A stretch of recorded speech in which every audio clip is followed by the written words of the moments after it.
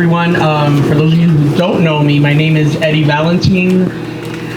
I'm the owner of one of the oldest LGBTQ bars, probably the fourth oldest in New York, and definitely the oldest outside of Manhattan.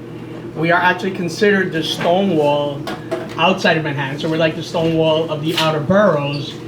And at the same time, you know, we're being recognized as, from the Historical Society of Queens, as being a historical place in Jackson Heights, in Queens in general, but definitely in Jackson Heights because we're from Jackson Heights. So we've actually been there since 1989. And to think that many people in our community don't even know that there was a gay bar in Jackson Heights since 1989, but I will beg to differ and tell you guys that there have been gay bars in Queens, in Jackson Heights, since the late 1940s and early 1950s. But that's a different topic.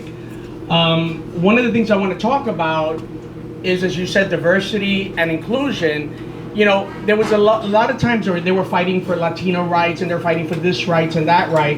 But, you know, we've had this LGBTQ community, this gay community in Queens for more than, 40, 50 years, but yet they were never recognized.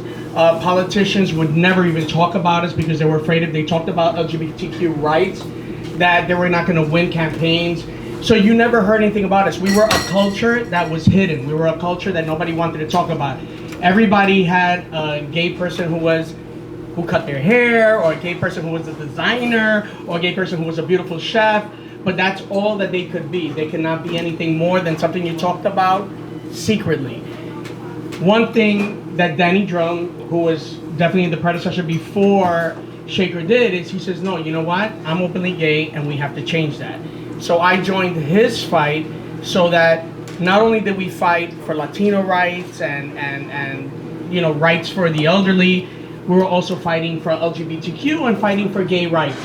And all along that I was with Danny Drum fighting, there was always someone standing there. Everywhere we would go, he was there. And that was Shekar. Okay? It wasn't that Shekar was a politician. He was not a politician at that point. Okay? But everywhere I would go to fight for Latino rights, there was Shekar. I go to fight for gay rights, Shekar was there. We went to fight for senior living, Shekar was there. And when Shekar decided to run for office, and he knows that way before he even started to run, I was always pushing him to run. One thing was funny is that people around me were saying, oh, who is he? Nobody knows who he is. What does he know? He's from India. He's not going to care about our rights. And I was like, you know what? You guys have to get to know your politicians, because you have to know who they are, what they fought for, and what made them become who they are now.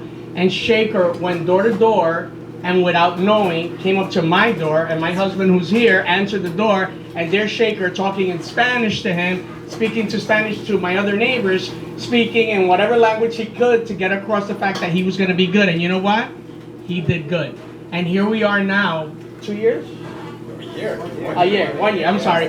1 year later, and now, if he was doing a lot before, he's doing even more now. So thank you for accepting our community, our cultures, whether it's Asian, Latino, or gay, and making us all feel at home, at our home, which is Jackson Heights, Woodside, Elmhurst. Thank you so much.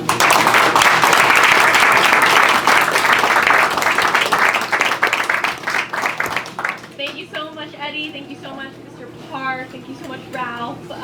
And we keep, now last but certainly